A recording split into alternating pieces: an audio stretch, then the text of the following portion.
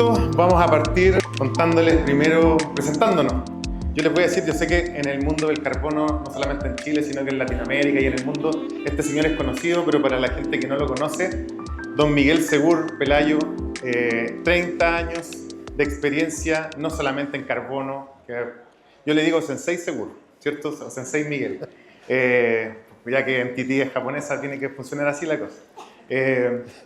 Miguel tiene 30 años de experiencia, partió a cargo de la Estación Experimental de Galápagos, ha trabajado en la FAO, ha trabajado en la CAF, consultor de miles de proyectos y hoy día dirige... ¿Ah? Cientos. Sí, tengo mis dudas, pero bueno.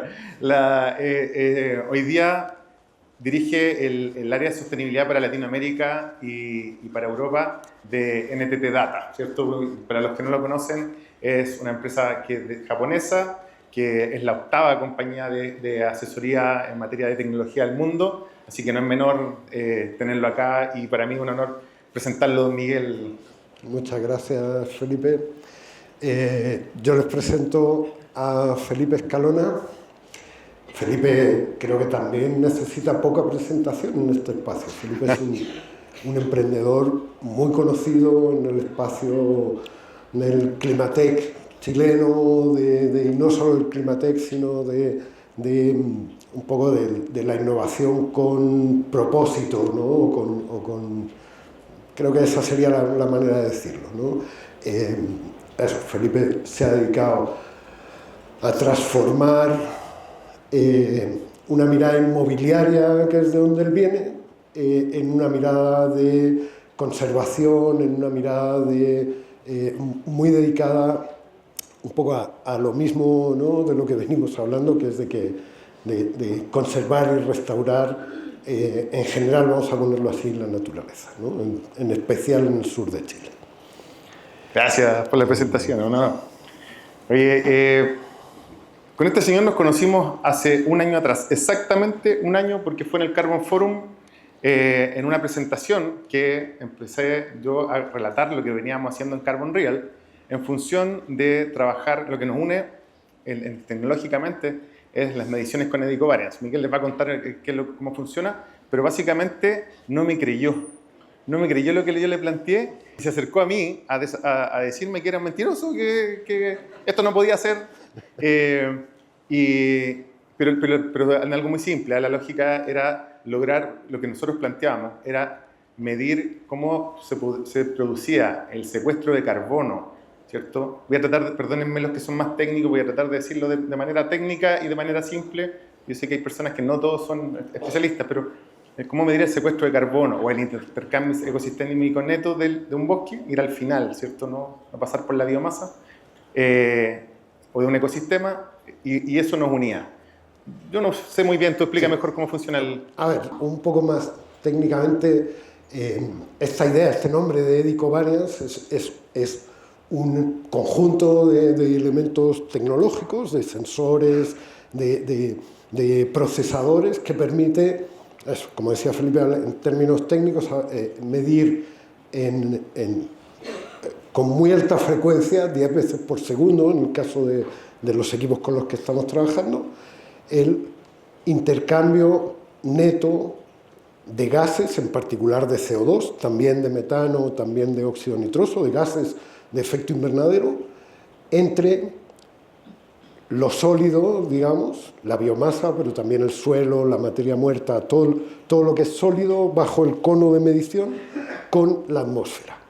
Y esa medición obtiene, como decimos, ¿no? El flujo neto de carbono entre los sólidos que están bajo el cono de medición y la atmósfera. Esa es una manera de medir el secuestro de carbono mucho más directa, mucho más directa, no hay otra manera de decirlo, que los métodos tradicionales, convencionales de inventarios de biomasa, en fin, métodos que soy ingeniero forestal, para quien no lo supiera, lo conozco bien, he practicado durante mucho tiempo, pero tienen principalmente el problema de la frecuencia, con suerte se puede medir una vez al año, pero muchas veces no se mide una vez al año, se mide cada 3 o cada 5, porque es un proceso caro que exige mucho esfuerzo y además técnicamente se mide por diferencia de inventarios. Mido lo que hay hoy, tengo medido lo que había hace 5 años, la diferencia es lo que ha crecido. Es una manera indirecta de medir el secuestro de carbono. La torre, el Ecovariance, mide en tiempo real y, como decía Felipe, Felipe resolvió algo que nosotros en NTT Data no habíamos conseguido resolver. Nosotros tuvimos nuestra propia torre, existe todavía la torre en Italia, y nosotros habíamos conseguido llevar la medición de la torre a 9.000 hectáreas. Felipe se presentó aquí el año pasado hablando de 1,5 millones de hectáreas en esas 9, donde nosotros habíamos conseguido 9.000 hectáreas, Felipe llegó hablando de 1,5 millones de hectáreas.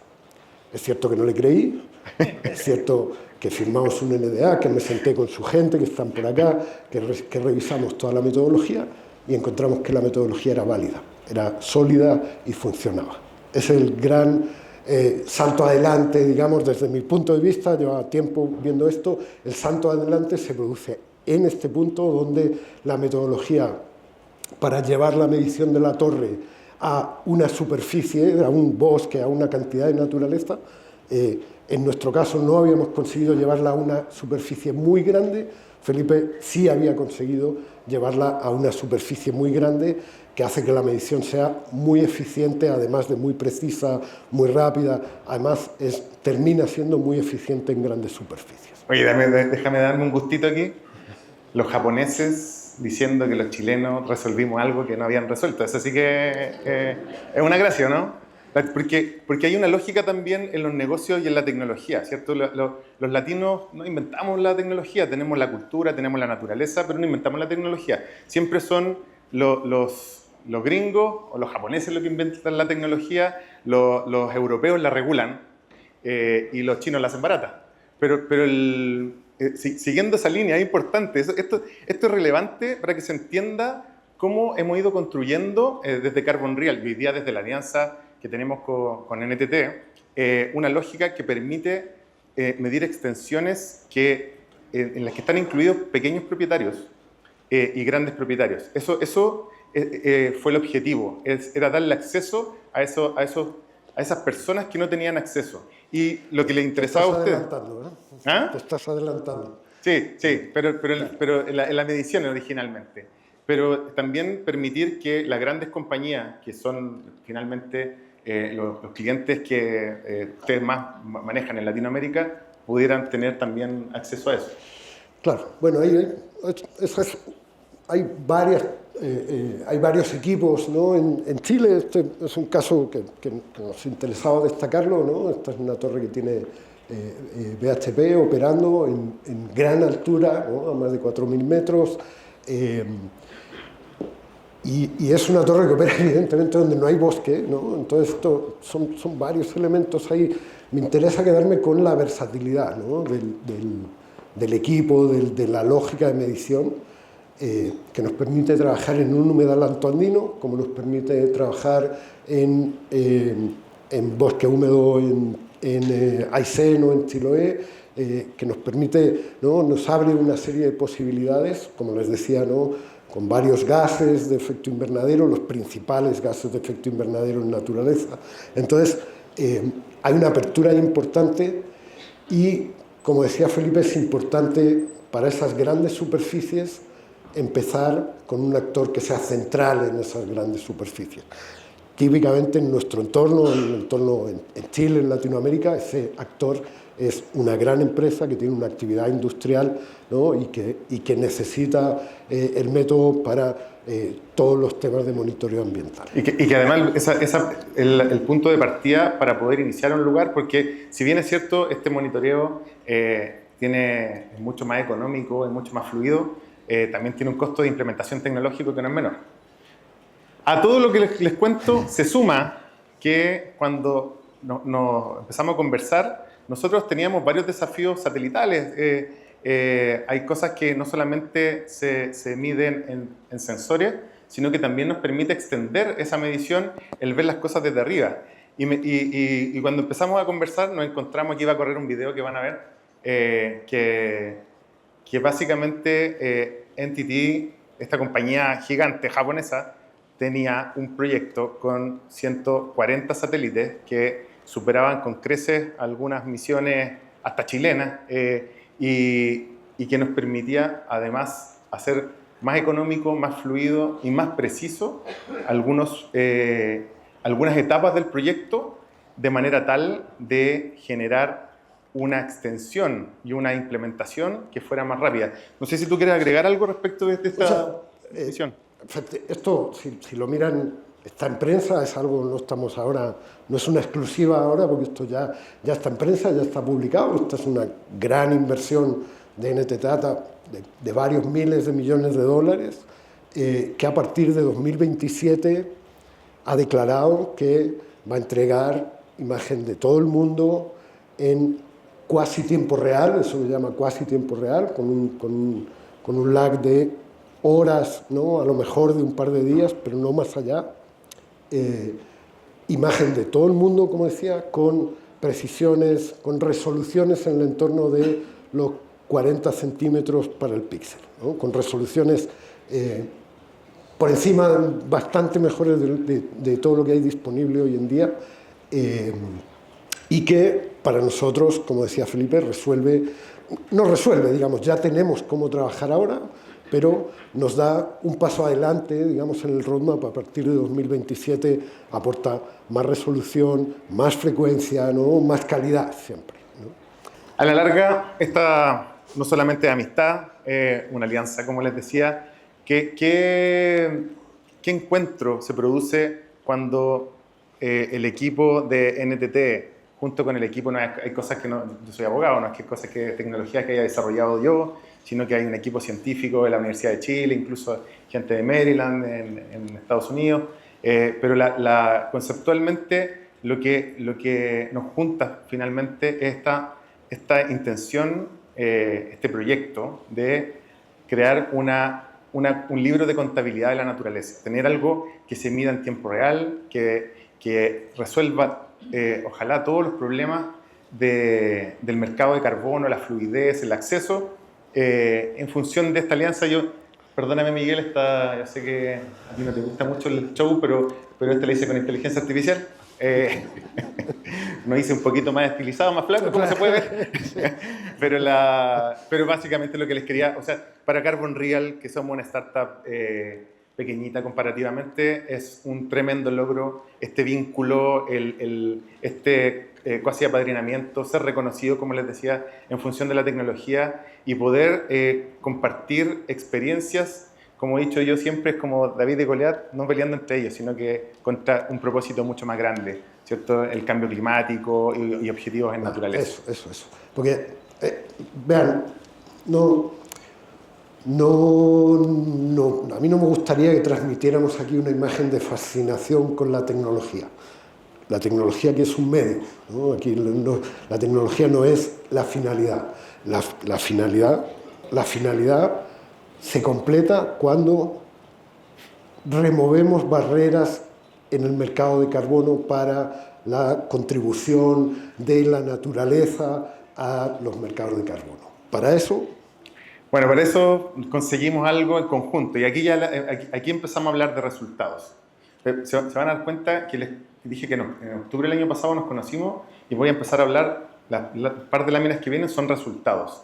Hoy día hemos pasado el proceso para crear la primera metodología del mundo que está basada en monitoreo en tiempo real. Como metodología, esto no es un módulo de monitoreo, es una metodología que permite crear proyectos a FOLU que tengan mediciones en tiempo real en función de este sistema, y en función del trabajo que hemos hecho en conjunto para poder aplicar. Hoy día partimos con ICR, International Carbon Registry, que es un estándar europeo.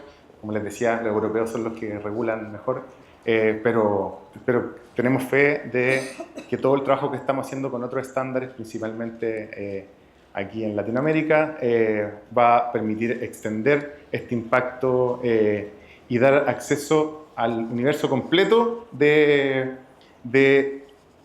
propietarios de ecosistemas, ¿no? Como decía bien Miguel cuando hablaba de las empresas, va a permitir que grandes compañías mineras, forestales, lo que es la que sea, industrial, ponga de puntos de partida o pueda en sus zonas de interés dar inicio a estas grandes constelaciones, estas grandes zonas de impacto para poder generar proyectos que sean proyectos que abrazan, como me gustó eso de la tecnología que dijiste, Miguel, pero que abrazan la complejidad, porque esto no es fácil, es rocket science, pero abrazan la complejidad y la transmiten de una manera simple. Esa es la gracia del uso de la tecnología. No aplicarla por aplicarla, sino que el simplificar la verificación, los procesos, ¿cierto? Pero no buscándola en sí misma. Eso es. Eso, yo sí me gusta eso recalcarlo, ¿no? Había que resolver el problema tecnológico, era necesario, pero no era suficiente. Había que resolver el problema metodológico, estamos en ese camino y vamos a seguir, ojalá con todos los estándares, ¿no? Que se incorpore al menos un módulo de monitoreo de flujo neto ecosistémico, ojalá con todos, ¿no? Al menos el módulo y metodologías que incorporen de forma nativa la medición con flujo neto ecosistémico, como la que hemos trabajado que llamamos de conservación activa con ICR, ¿no? Ojalá que esto se abra a todos los estándares y que eso abra, insisto, remueva las barreras, mejore las oportunidades de armar proyectos de soluciones basadas en la naturaleza más rápido, más precisos, más confiables, más íntegros, ¿no? Ahí es donde creemos que estamos haciendo la aportación. Súper. Y un tips final, complementando esto mismo, estos son modelos que tienen no líneas de base dinámicas, líneas de base en tiempo real. O sea, aquí la adicionalidad se calcula en tiempo real. No les voy a contar cómo porque es una lata, pero es técnico, pero permite que pequeños propietarios se sumen, permite tener acceso a cualquier ecosistema. No solamente hablamos de conservación o regeneración, hablamos de ganadería, hablamos de agricultura, de humedales, etcétera, etcétera, etcétera. Manglares, esto es. Y si hay alguna gente que viene de México, también estuvo en el México Carbon Forum, hablamos de esto. Los tiempos, ¿no? Cuando uno conversa con desarrolladores, el problema del desarrollador son los años y la incertidumbre que se le presenta al empezar el proceso de puesta en marcha de un proyecto y que le puede llevar a 7 años para generar el primer ingreso con el proyecto. Si uno mira esto desde el punto de vista de un inversor, si uno mira esto desde el punto de vista del dinero duro, estamos haciendo una propuesta que no es buena, ¿no? Si hay que poner mucho dinero por delante y esperar 7 años para ver si voy a conseguir resultados o no, como propuesta de inversión tenemos que entender que es muy mala, ¿no? Lo que estamos proponiendo es que estamos, de hecho, practicando esto, no solo contándolo, que ahora nuestra primera propuesta es reducir ese tiempo a 20 meses. Ya no 7 años, ya no 5, ya no 3, 20 meses. Y tenemos un roadmap que nos lleva más allá. No nos vamos a conformar con 20 meses. Después de 20 vamos a mirar a 12, y después de 12 vamos a mirar a 9, y después de 9 vamos a mirar a 3. Pero esa es la dirección de viaje en la que vamos. Reducir el tiempo de desarrollo hasta que la propuesta de inversión sea competitiva con cualquier otra propuesta de inversión. Excelente. Bueno, esa noticia para los desarrolladores de proyectos, para los propietarios de tierra, para las empresas, es poder hacer un proyecto cuyo resultado inicial lo voy a ver antes de jubilar. Voy a poder resolver todo lo que hemos hablado estos días, ¿cierto? Hablamos de precisión, de trazabilidad, de confianza. Todo eso se resuelve con esta fórmula y esta metodología. Finalmente, decirles que nos conocemos hace un año, pero hemos estado juntos en el Amazonas, hemos estado juntos en la Patagonia, hemos estado juntos, nos ha tocado navegar, hasta en jet privado hemos andado, en México, Ecuador, Perú, hemos recorrido Latinoamérica. Todo lo que hablamos es gestión. aplicabilidad. Aquí aquí no hablamos de sueños, no hablamos de desarrollar cosas, estamos hablando de gestión aplicada. Y fíjense que ese titular es la invitación que me hizo Miguel, el subtítulo, que dice 30 millones de hectáreas en América. Cuando me dijo 30 millones, les confieso que se me doblaron las rodillas. Yo había dicho 1 millón de hectáreas en Chile y ese era mi sueño. Se suman esas otras 29. Hoy día incluso tenemos en el tubo de gestión y de aplicabilidad más de 15 millones de hectáreas, así que no es descabellado hablar de lo que plantear eso como objetivo. Y la idea es que yo te pido, Miguel, que hagáis tú el cierre contando qué va a pasar el próximo año. Bueno, de verdad, vamos a estar reportando esto en los sucesivos Carbon Forum, ¿no? Esto no va a estar escondido. Estamos comprometidos. De verdad, yo veo posible, es ambicioso, pero yo veo posibles esos números, absolutamente. Quien me conoce me ha oído hablar hace años de 1 millón de hectáreas en Chile, vengo hace años hablando de 1 millón de hectáreas en Chile y creo que incluso diría que es fácil. Pero, gracias Felipe por dejarme esta, efectivamente en el título de la charla hablamos de capital natural, no hablamos de carbono, porque empezamos por el carbono, pero en nuestro roadmap hay más cosas, está el capital natural. El carbono es el mercado más desarrollado dentro del capital natural, ¿no? El mercado por el que es lógico empezar, pero no nos quedamos ahí. Detrás viene el agua, detrás viene la biodiversidad, detrás vienen en general los servicios ecosistémicos que necesitan ponerse en valor para que se puedan conservar. Y esa es la única manera, y en esto creo muy firmemente, y ese es nuestro camino de aquí para adelante. Como digo, vamos a seguir informando de esto. Súper agradecido de todos ustedes, estoy muy contento. Hoy día es formal todo lo que les estoy contando, no lo habíamos comunicado públicamente y nuevamente nos vemos el próximo año. Vamos a hablar de otras cosas, de streaming, biodiversidad y más tecnología al servicio de la naturaleza. Muchas gracias.